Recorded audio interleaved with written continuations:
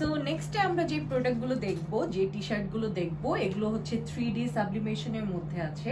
So খুবই সুন্দর একটা আউটলুক দেখতেই পাচ্ছেন, at the same time very comfortable. আমি অনেকগুলো কালেকশন আছে, কয়েকটা দেখিয়ে দিচ্ছি।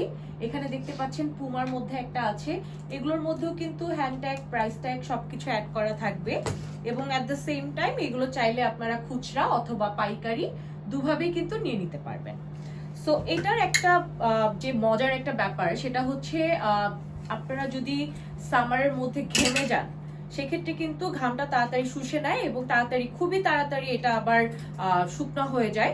আর এটা আপনি দেখতেই পাচ্ছেন, আমি কিন্তু এই যে হাতের মুঠোর ভিতরে ভরে ফেলতে পেরেছি, তাই না? সো বুঝতেই পারছেন যে কতটা কমফোর্টেবল একটা টি শার্ট।